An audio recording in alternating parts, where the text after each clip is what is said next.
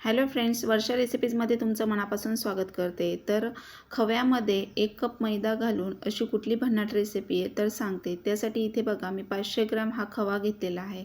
हा एकदम फ्रेश आहे. त्यामध्ये छोटासा 1 कप बघा मैदा घातलेला. हा मैदा चाळून घेतलेला आहे.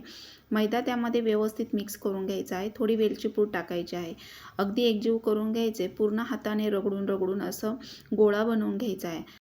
आता तुम्हाला प्रश्न पडला असेल की खव्यामध्ये 1 कप मैदा घालून अशी कुठली रेसिपी तर सांगते की आता हे गुलाबजामुन आपण जेव्हा खव्यापासून गुलाबजामुन बनवतो ना तेव्हा तोंडात टाकताच ते विरघळतात आणि त्याची चव वेगळीच असते बघा. तर बरेच जण काय करतात की शॉपमधून गिफ्टचं पॅकेट आणतात बघा आणि त्या पॅकेटमध्ये फक्त थोडंसं दूध घालून ते गोळे बनवून त्यानंतर ते गुलाबजामुन बनवतात. पण जेव्हा तुम्ही खव्यापासून बनवता ना त्याची चव वेगळीच लागते.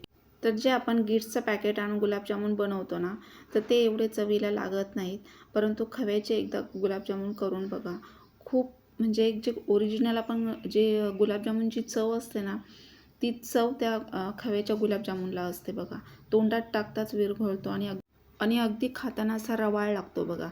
तर आता इथे बघा गुलाबजामुन बनवण्यासाठी तुम्हाला मी दाखवलं 500 ग्रॅम खवा आहे. त्यामध्ये छोटासा कप मैदा घातलेला आहे. तुम्ही एक छोटी वाटी घातली तरी पुरेसं होतं. जास्त मैद्याचा वापर करायचा नाही आहे. आणि पूर्णपणे रगडून असा हा गोळा तयार करून घ्यायचा. तळहातावर छोटेसे असे गोळे बनवून घ्यायचे बघा. प्रेस करून असे एकसारखे सगळे गोळे बनवायचे. अगदी छोट्या साईजचे बनवायचे आहे कारण तेल किंवा तुपामध्ये तळल्यानंतर ते असे फुगतात. त्यामुळे साईज मोठी होते. त्यामुळे बनवताना छोटे बनवायचे. आता त्यानंतर इथे कढईमध्ये मी तेल गरम करायला ठेवलेलं आहे तळण्यासाठी. तुम्ही तूप किंवा तेल दोन्ही वापरू शकता तळण्यासाठी. तर इथे मी तेल ठेवलेलं आहे. तर अगदी थोडं तेल लागतं, फार तेल लागत नाही. गॅसची फ्लेम कमी करायची तेल तापल्यानंतर. नाहीतर एकदम तुम्ही जर गुलाबजामुन टाकले तर एकदम ते लालसर काळे होतात आणि आतमध्ये कच्चेच राहतात.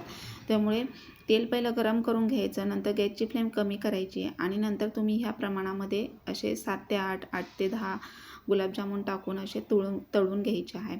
आणि एकसारखं सतत हलवायचं आहे. म्हणजे खालचे वर, वरचे खाली सारखे असे करत राहायचे आहे. कारण एकसारखा कलर येतो. कुठेही असे जास्त लालसर होत नाही किंवा कुठे असे पांढरे कच्चे राहत नाहीत आणि एकसारखे तळले जातात. फक्त तळताना ते व्यवस्थित तळायचे आहेत. आणि गॅसची फ्लेम अगदी कमी ठेवायची आहे. कमी फ्लेमवर तळायचे आहेत. फार गॅस मोठा करायचा नाही आहे. नाहीतर आतमध्ये कच्चे राहतात आणि मग पिठाळ असे लागतात आणि वरती एकदम लालसर कलर येतो आणि असं वाटतं की ते तळलेले आहेत, परंतु ते आतमध्ये कच्चेच असतात. त्यामुळे अगदी कमी गॅसवर असे हे एकसारखे सतत हलवायचे आहे. खालचे वरती, वरचे खाली, जसे व्हिडिओमध्ये मी करते त्याप्रमाणे करायचे आणि एकसारखे असे बघा तळून कलर येतो. म्हणजे कुठेच असे लालसर किंवा जास्त असे काळे चॉकलेटी असे दिसत नाही आहेत बघा. एकसारखा कलर आलेला आहे आणि असे मी थोड्या प्रमाणामध्ये टाकून सगळे आता तळून घेते. तर बऱ्याच वेळेला काय होतं की ज्या अनमॅरिड मुली किंवा काहींना माहिती नसतं की खव्याचे गुलाबजामुन कसे बनवायचे. आता काहीजण तुम्ही बनवत पण असाल पण काहींना आयडिया नसते. तर मग त्यावेळेला आपल्याला सुचत नाही की नेमकं काय त्यामध्ये मिक्स करायचं. तर फक्त त्यामध्ये थोडासा मैदा आणि वेलची पूड टाकायची. वेलची पूड टाकल्याने गुलाबजामची चव खूप छान लागते खाताना. आणि त्यानंतर आपण पाक करणारच आहोत. तर आता इथे मी तळून घेतले आणि त्यानंतर बघा इथे 1.5 ग्लास मी पाणी ठेवलेलं आहे. आता 1.5 ग्लास पाणी पुरेसं होतं. बऱ्याच वेळेला काय होतं की गुलाबजाम असे तळल्यानंतर आपल्याला अंदाज येत नाही आणि मग काही वेळेला पाक कमी पडतो किंवा गुलाबजामुनवरती कोरडेच राहतात. तर पूर्ण त्यामध्ये भिजतील, म्हणजे पूर्णपणे त्यामध्ये बुडून राहतील असा आपल्याला हा पाक तयार करून घ्यायचा असतो. कारण गुलाबजामुन जेवढे पाकामध्ये मुरतील तेवढे चवीला छान लागतात. म्हणून इथे 1.5 ग्लास पाणी ठेवलं आणि 1.5 ग्लास पाण्यामध्ये इथे 1 मोठी वाटी साखर घेतलेली आहे. तर जवळपास बघा 250 ग्रॅम किंवा 300 ग्रॅम तुम्ही साखर वापरली तरी चालेल. कारण 500 ग्रॅम इथे मी खवा वापरलेला आहे. अगदी परफेक्ट प्रमाण आहे. थोडासा असा बघा हाताला असं चिकट लागलं ना की गॅस ऑफ करायचा. जास्त एकतारी पाक बनवायचा नाही, पक्का पाक बनवायचा नाही आहे. तर फक्त 1-2 मिनटं असं 1-5 मिनटं असं सतत हलवायचं आणि थोडं असं बोटाला चिकट लागला की मग तो गॅस ऑफ करायचा. म्हणजे हा पाक तयार होतो. आता इथे उकळी आलेली आहे बघा आणि गॅस मोठाच ठेवायचा. म्हणजे उकळी आल्यानंतर थोडंसं चिकट लागलं ना की मग गॅस बंद करायचा आणि चमच्याने असं हलवायचं, बघायचं म्हणजे व्यवस्थित पाक तयार होतो. जास्त पक्का असा एकदम आपण लाडूसाठी बनवतो तसा पाक बनवायचा नाही आहे.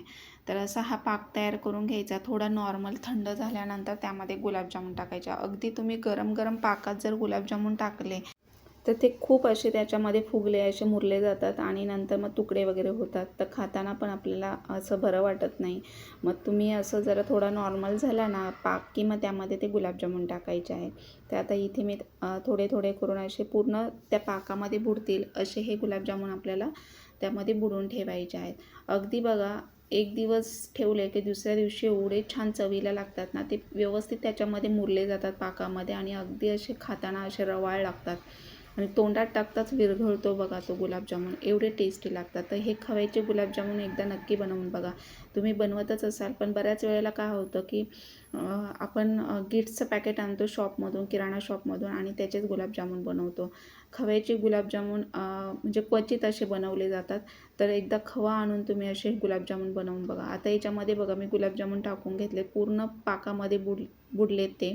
आता एक दिवसानंतर एवढे छान टेस्टी लागतात ना, तर तोंडात टाकताच विरघळतात आणि याची चव अप्रतिम लागते.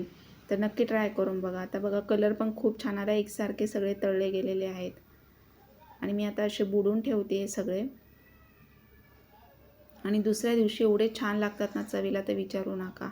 तर नक्की ट्राय करून बघा. चॅनलवर नवीन असाल तर लाईक करा, सबस्क्राईब करा आणि बाजूचं बेल आयकॉन ऑल सेट करा, म्हणजे माझ्या तुम्हाला अशा छान छान रेसिपी पाहायला मिळतील. तर आता गुलाबजामुन बघा इथे मी एक रात्र असेच ठेवलेले आहे झाकण ठेवून. दुसऱ्या दिवशी असे डब्यामध्ये काढून ठेवायचे आहे. हवाबंद डब्यामध्ये ठेवले तर पूर्ण पाकात बुडतील असे हे गुलाबजामुन ठेवायचे आहेत. म्हणजे परफेक्ट असा पाक होतो, जास्त पण होत नाही आणि कमी पण होत नाही. पाकात बुडल्यानंतर ते व्यवस्थित मुरले जातात आणि चवीला पण छान लागतात. तर आता इथे बघा एक दिवस झालेला आहे. आता हा दुसरा दिवस मी डब्यामध्ये काढून ठेवते. तर एवढे छान मुरलेले आहेत ना, तर मी तुम्हाला एक तोडून पण दाखवते आणि कलर तर एवढा छान आला आहे, तर चव तर विचारू नका, एवढी अप्रतिम चव लागते. त्यामुळे खवा आणून गुलाबजामुन बनवले तर चवीला पण छान लागतात आणि मनाचं पण समाधान होतं. तर गिफ्टचं पॅकेट जेव्हा तुम्ही आणता ना, तेव्हा ते चवीला एवढे छान लागत नाही, तेवढे खव्याचे छान लागतात. तर आता बघा हे छान मुरलेले आहेत आणि विशेष म्हणजे पूर्ण पाकात बुडतील असे मी ठेवलेले आहेत. तर आता एक तोडून दाखवते. तर हे बघा किती छान मुरलेलं आहे. आतून असा रवाळ दिसतोय आणि खाताना पण अशी छान रवाळ लागतोय.